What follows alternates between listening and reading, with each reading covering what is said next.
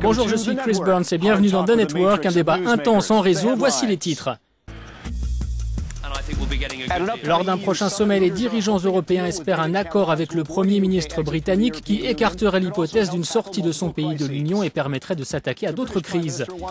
David Cameron veut une ligne plus dure sur l'immigration, un transfert de pouvoir vers les États et moins de réglementation pour une Europe plus compétitive. Ces réformes pourraient-elles saper l'autorité de l'Union et l'affaiblir? Certains responsables européens estiment qu'éviter un vote britannique favorable au Brexit ne doit pas se faire à n'importe quel prix. Des économistes affirment que ce Brexit aurait un impact dévastateur. Il ferait de l'Union une puissance de second plan et réduirait le PIB britannique de 2%. Connectée dans cette édition de The Network à Bruxelles, Nina Schick, directrice de la communication d'Open Europe, un think tank considéré comme eurosceptique par certains malgré les dénégations de ses responsables qui estiment que l'Union ne fonctionne pas et doit se réformer. Giles Merritt, secrétaire général des Amis de l'Europe, un observatoire qui œuvre pour une confrontation des idées et une plus grande implication dans l'avenir de l'Union. Et Guntram Wolf, vous êtes le directeur de Bruegel, un think tank économique indépendant basé ici à Bruxelles. Bienvenue à tous. Nina d'abord. Les dirigeants européens peuvent-ils accepter un accord avec le Royaume-Uni qui autoriserait les États membres à prendre dans l'Union uniquement ce qui les intéresse? Je sais que les réformes demandées par David Cameron sont souvent vues de cette manière. Pour autant, quand on regarde les crises dans l'Union en matière d'économie, de migration et de compétitivité, on pourrait aussi dire que ces exigences touchent l'Europe au cœur, en la plaçant devant des choix délicats concernant son orientation existentielle et son avenir en tant qu'organisation. Giles, l'Europe peut-elle être à la carte? Je pense que quand on parle d'une Europe à la carte, on parle d'un encas. Or, il y a 20 ans, la Grande-Bretagne a eu droit à un véritable banquet à la carte. Donc ce n'est pas vraiment pertinent. Guntram, une Europe à la carte? Oui, je crois que les dirigeants sont prêts à redonner plus de liberté et une forme de souveraineté plus grande à la Grande-Bretagne. Mais on n'ira pas jusqu'à l'autoriser à ne pas appliquer la législation européenne. Mais ce n'est pas une Europe encore plus à la carte. Cela ne risque-t-il pas d'affaiblir les institutions européennes? Je ne crois pas. Je pense que l'Union a besoin de se réformer au plan interne sur un certain nombre d'aspects. Et ces réformes-là ne sont pas au menu de David Cameron. D'après un proche d'Angela Merkel, la proposition d'accord faite par Donald Tusk qui accorde à la Grande-Bretagne un certain nombre d'exemptions aux règles européennes servirait à tester le seuil de douleur de l'Union. Certains dirigeants pourraient juger ces demandes inacceptables. Faut-il s'attendre à une confrontation, à une impasse?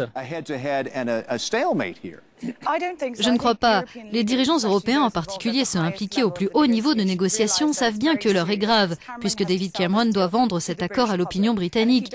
Et s'il n'obtient rien sur une partie de ses demandes, il est tout à fait possible que son pays quitte l'Union. Une telle issue signifierait une grosse claque pour l'Union, d'un point de vue économique, mais aussi symbolique, que les autres dirigeants européens ne souhaitent pas recevoir. Oui, mais en accordant trop d'exemptions, on risque d'ouvrir la boîte de Pandore. D'autres États membres pourraient en demander. La Grande-Bretagne n'est d'ailleurs pas le seul pays à disposer de ce type de clause. Eh bien, le Royaume-Uni se trouve déjà dans une situation assez satisfaisante sur bien des aspects. Il dispose du plus grand nombre d'exemptions comparé aux autres États. Quand on pense aux pays de l'Est de l'Europe qui ne sont pas encore dans la zone euro, la plupart d'entre eux aimeraient vraiment rester dans l'Union et aussi être associés de manière étroite aux différents mécanismes de défense. Et même l'euro y est vu comme une bonne chose, parce qu'il est considéré comme une protection face à une puissance militaire russe qui fait peur.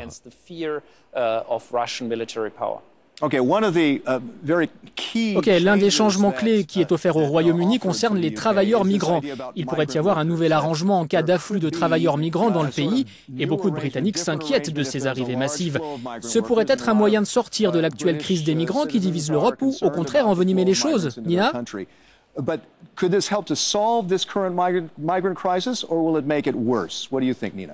Il y a évidemment deux sujets très différents ici. L'un concerne la crise des réfugiés qui, dans le débat britannique, se confond avec les migrations internes dans l'Union. Quand on parle de migrations internes, la libre circulation des travailleurs européens, c'est un domaine dans lequel David Cameron doit obtenir un nouvel arrangement, parce que c'est le sujet sur lequel les Britanniques attendent le plus de changements. Ça n'a rien à voir avec le racisme, ça a à voir avec la notion de contrôle. Ils veulent sentir que le gouvernement a le contrôle sur le nombre de personnes qui rentrent dans leur pays. Ok, mais il est aussi question de limiter l'accès aux aides sociales des travailleurs venant des autres États membres, qui arrivent en grand nombre dans le pays. Et on évoque la même chose pour les réfugiés. Guntram? Eh bien, les chiffres sont très clairs. Premièrement, le Royaume-Uni tire avantage des migrants intracommunautaires. Deuxièmement, très peu de personnes émigrent au Royaume-Uni pour bénéficier des aides sociales. C'est ce que montrent clairement les enquêtes sur le terrain. Ce sont davantage les opportunités d'emploi qui les motivent, les opportunités d'avoir une autre vie. Donc au final, oui, je suis d'accord qu'il faut prendre des mesures pour limiter les abus, mais c'est vraiment quelque chose de marginal selon moi. Oui, mais Giles, les autres pays pourraient ainsi plus facilement prendre des mesures restrictives vis-à-vis des migrants ou disons des réfugiés. Non, je trouve moi aussi qu'on exagère les choses. Je suis d'accord avec Nina et Guntram pour dire que le vrai problème, c'est de faire comprendre aux électeurs britanniques que la crise des réfugiés ne doit pas être confondue avec le droit de travailler dans un autre État membre de l'Union, une disposition dont l'économie britannique profite largement.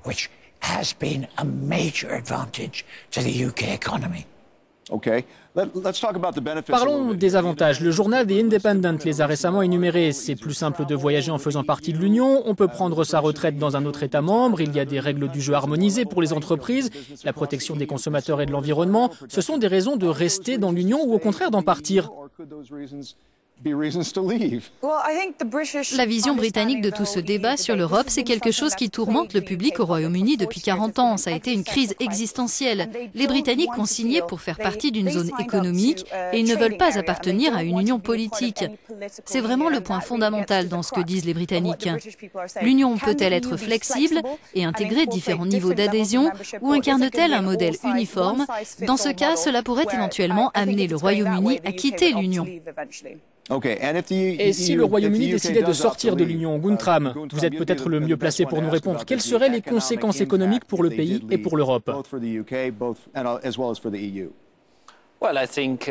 Eh bien, je dirais que, comme en toute chose, ça dépend.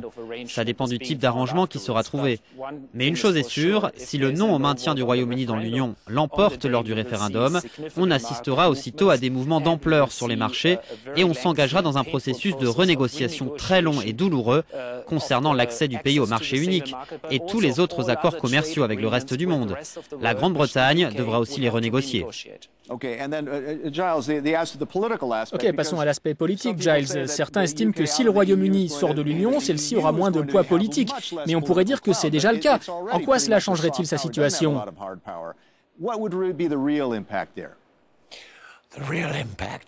Ce qui se passerait, c'est que l'Union montrerait au reste du monde qu'elle n'est plus capable de parler d'une seule voix. Mais j'aimerais revenir sur ce que disait Nina. Elle a parlé d'un problème existentiel en Grande-Bretagne. En tant que Britannique, je dirais que c'est émotionnel.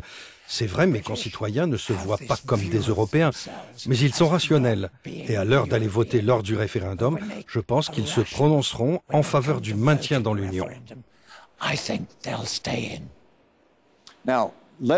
Rapidement, parce que nous arrivons en fin d'émission, dans quelle mesure peut-on parler de contre-coup politique si on regarde les classes moyennes en Grande-Bretagne? Elles ont été frappées par la crise financière, elles en veulent à l'Union pour ça, et c'est pour ça qu'elles veulent la quitter. Nina? Je n'adhère pas à cette idée parce que l'économie britannique se porte plutôt bien comparée à de nombreux autres pays européens. Ce n'est pas un contre-coup de la crise financière. L'Europe agite les esprits depuis 40 ans et je pense que les Britanniques veulent savoir si oui ou non ils peuvent faire partie d'une union basée sur une relation principalement commerciale dans laquelle ils se sentent bien. Guntram, on parle beaucoup de ces eurocrates. C'est un peu comme pour les technocrates de Washington auxquels se prennent les Américains. En Europe aussi, de nombreux citoyens dénoncent ces gens à Bruxelles qui décident pour eux. Faut-il tenir compte de cet aspect des choses? Comment répondre à cela?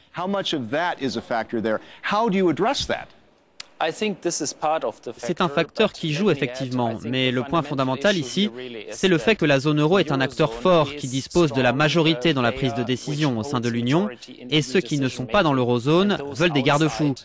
Dans une certaine mesure, ces garde-fous devraient être accordés parce que la zone euro détient effectivement la majorité dans tous les processus de décision.